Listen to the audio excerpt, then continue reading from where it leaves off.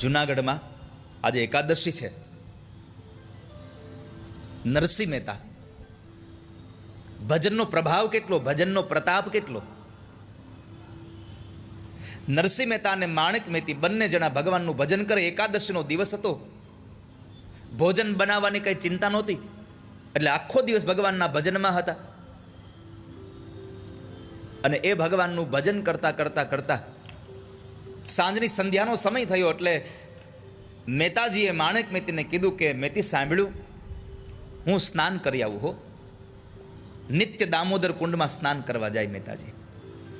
દામોદર કુંડે સ્નાન કરી સંધ્યાવંદન કરીને ફરી પાછા પોતાના ઘર તરફ જતા હતા ત્યારે માર્ગમાં એક અંત્યજ બે હાથ જોડીને ઊભો છે.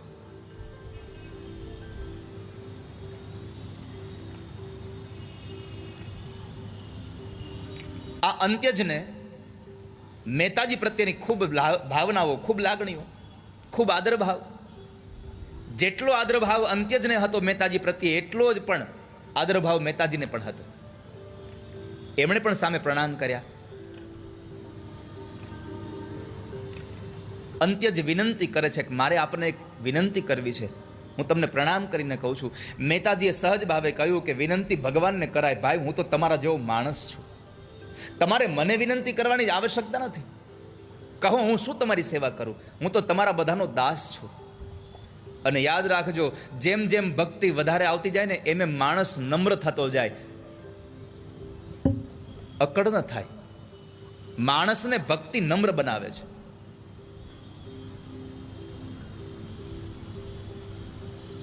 મહેતાજી સામે નમી ગયા.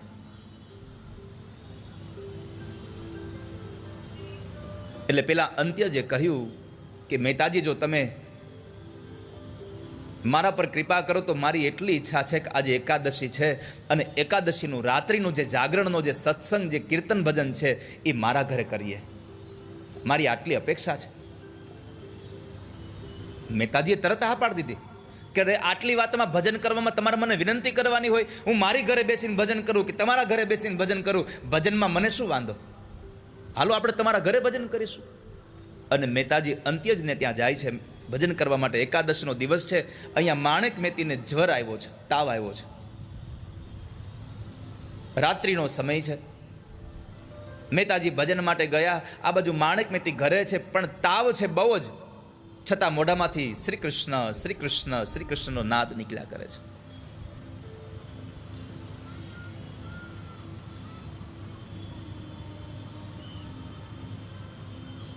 એક પછી એક પ્રહર પ્રસાર થયા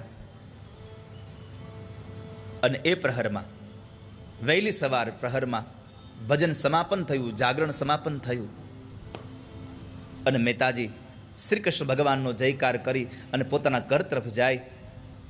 આવીને જુએ તો માણેક મહેતી બેભાન જેવી અવસ્થામાં પડ્યા છે. ખાલી એટલી રાહ છે કે મારા પતિ આવે તો એકવાર જોઈ લઉં. અને બન્યું પણ એવું કે જ્વર એટલો બધો હતો કે મહેતાજી આવ્યા અને મહેતાજી એની સાર સેવા શુશ્રૂષા કરવા લાગ્યા. પણ એ સમય દરમિયાન માણેક મહેતી એકવાર પોતાની આંખ ખોલી પોતાના પતિને જોઈ અને છેલ્લી વાર અંતરના ભાવ સાથે કીધું, મહેતાજી જય શ્રી કૃષ્ણ. આ મૃત્યુ લોક સાથેનો સંબંધ તોડી નાખ્યો કાયમ માટેનો.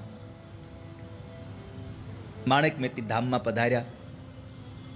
પણ આ તો જેને ભજન જેને ઉતરી ગયું હોય એને પછી કોઈ અવસ્થામાં દુઃખ ન થાય, એને બધી જ સ્થિતિ સ્વીકાર્ય હોય.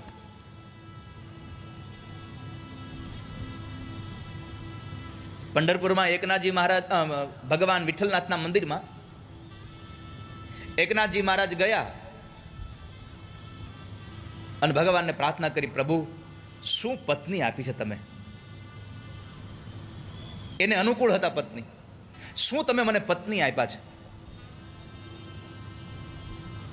કે હું ભજન કરવા જાઉં તો મારા પત્નીનો કોઈ દિવસ ત્રાસ નહીં, નહીં તો ક્યાંક કામે ગયા હોય જ્યાં આપણને ત્રાસ હોય જલ્દી વહેલા આવી આવજો.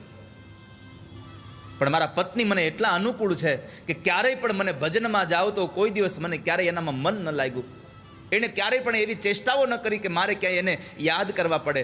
ધન્ય થયો પ્રભુ, તમે મને આટલા સરસ પત્ની આપ્યા. થોડા સમય પછી તુકારામજી આવ્યા. તુકારામે કીધું, પ્રભુ આભાર હો, આવી પત્ની આપી, ઘરે જવાનું મન જ નથી થતું. કારણ કે તુકારામના પત્ની કર્કશનારી હતા. એકને સારી પત્ની આપી તો એણે ભગવાનનો આભાર વ્યક્ત કર્યો, એકને કદાચ કર્કશા નારી આપ્યા તો એણે ભગવાનનો આભાર વ્યક્ત કર્યો. પ્રભુ આવી જો નારી ન આપી હોત તો મારું મન સંસારમાં લાગેલું રહેત. કર્કશા નારી આપીને તમે મારું મન તમારામાં લગાડાયું. આ બે નીકળી ગયા. પછી નરસિંહ મહેતા ગયા. ભલું થયું ભાંગી જંજાળ, સુખેથી બધશું શ્રી ગોપાલ. પત્ની મરી ગયા તો મોઢામાંથી શબ્દો નીકળ્યા કે એક પત્નીની ચિંતા હતી, પણ હવે તો એ નથી, હવે તો સુખેથી ભગવાનને બધીશું. એનો અંત્યેષ્ટિ સંસ્કાર કર્યો, બધું જ કર્યું. અને એમાં બરાબર નાગરીનાથને ખબર પડી કે મહેતાજી અંત્યજને ત્યાં ભજન કરવા ગયા હતા. એટલે લોકો બધા ગામના ચોરે ભેગા થયા, નાગર ચોરે. અને નાગર ચોરે ભેગા થઈ અને બધા લોકો મહેતાજીની આ વૃત્તિ ઉપર, આ પ્રવૃત્તિમાં બધા લોકો પોતાની ધૃણા વરસાવે છે. 2-5 સારા હતા. 2-5 લોકોએ એવો પ્રસ્તાવ રાખ્યો કે ભાઈ મહેતાજી એના ઘરે જઈને ખાલી ભજન જ કર્યા છે ને, ક્યાં ખાધું પીધું છે કાંઈ?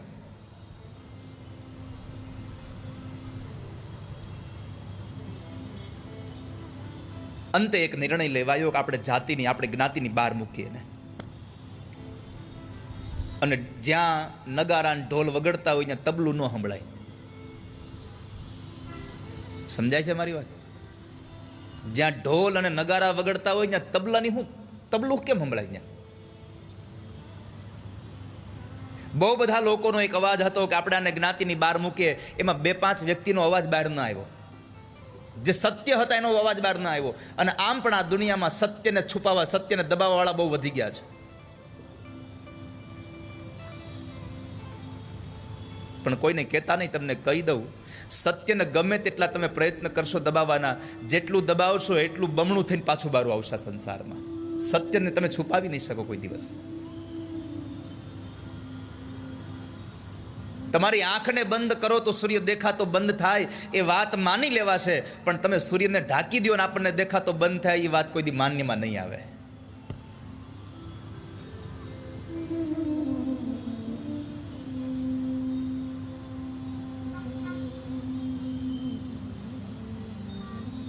મહેતાજીને જ્ઞાતિની બહાર મૂકે છે. મારે તમને આ પ્રસંગ સાથે એટલું કહેવું છે કે ભજનમાં તાકાત કેટલી છે.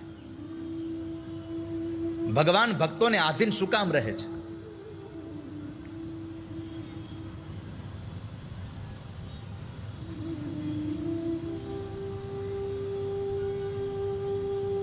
બીજા દિવસે ગામમાં જ્ઞાતિનું ભોજન હતું. બધાને આમંત્રણ મળ્યું. મહેતાજીને બહાર મૂક્યા. એને આપણે ત્યાં હારે જમવાની બેસાડી. હવે એ અંત્યજને ત્યાં ગયા હતા. એમણે આપણી નાતને વટલાવી છે, આપણે નહીં જમીએ એની સાથે. મહેતાજીને આ વાતની ખબર પણ નહીં કાંઈ. અને આમ પણ ભગવાનના ભક્તો આવી વાતોમાં ધ્યાન દે તો એને ભજન ક્યારે કરવું?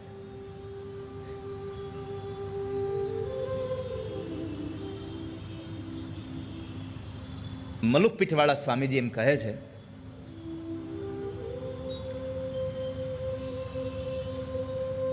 કે ભગવાનનો ભક્ત ભગવાનની ભક્તિ સિવાયના કોઈ પણ વાતમાં ધ્યાન દે તો એને મૃત્યુનો દુઃખ જેવું દુઃખ લાગે, મરણના દુઃખ જેવું દુઃખ લાગે.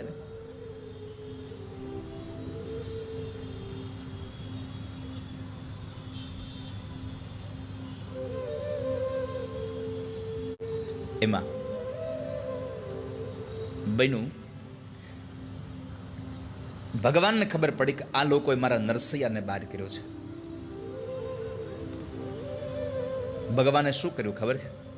જ્યારે નાગરીનાથ જમવા બેઠીને ત્યારે પરમાત્માએ માયાની જાળ ફેલાવી. નાગરીનાથ જમવા બેઠી ભગવાનની માયા એવી ફેલાણી કે એક બ્રાહ્મણ અને એક અંત્યજ, એક બ્રાહ્મણ અને એક અંત્યજ.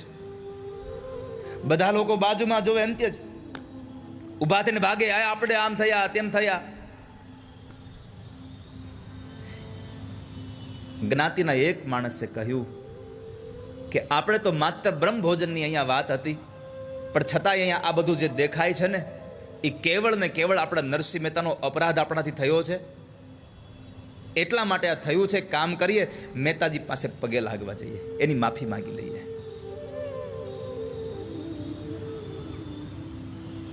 આપણે ત્યાં જઈએ. કથા બતાવે છે, નરસિંહ મહેતાના વૃત્તાંતોમાં લખ્યું છે કે આખી નાગરીનાથ જ્યારે નરસિંહ મહેતા પાસે ક્ષમા માગવા આવે તો નરસિંહ મહેતા સૌથી સામે ક્ષમા માગે છે, તમે મને શું કામ પગે લાગો છો? અમારી ભૂલ થઈ ગઈ, અમને માફ કરી દો. નરસિંહ મહેતાની હારે બેસીને બધાએ ભોજન કર્યું. મારે એટલું જ કહેવું છે કે તમારું કામ ભજન કરવાનું છે, તમારું કામ ભગવાનનું નામ લેવાનું છે, બાકી તમારા જીવનમાં બધું જ સારું કરવાની જવાબદારી પછી ઠાકોરજીની થઈ જશે. તમે ખાલી ભગવાનનું ભજન કરતા રહો, તમને પરમાત્મામાં ભરોસો થઈ જાય. ઈશ્વરનો ભરોસો રાખો. દ્રઢ ચરણ કેરો ભરોસો. અને ભરોસા માટે તો હું એટલું જ કહું, બોરસદના કવિ ગુણવંતભાઈના શબ્દો છે. અવનીબેન, બોરસદના કવિ ગુણવંતભાઈના શબ્દો છે. સાયરામ બહુ સારા શબ્દો લખ્યા છો એણે, કે ચીથરું બાંધે અને ચીર પૂરી આપે. ચીથરું બાંધે અને ચીર પૂરી આપે, આનાથી વધારે હરી બીજી શું બાહેંધરી આપે. એક ચીથરું દ્રૌપદી બાંધે અને 999 ચીર પૂરી દે, હવે આનાથી વધારે બાહેંધરી ભગવાન પાસે શું લેવા જશો? કશી જ બાહેંધરી ન લેવાય. પ્રભુ આટલી તો બાહેંધરી આપે છે આપણને, પણ આપણને ભરોસો નથી.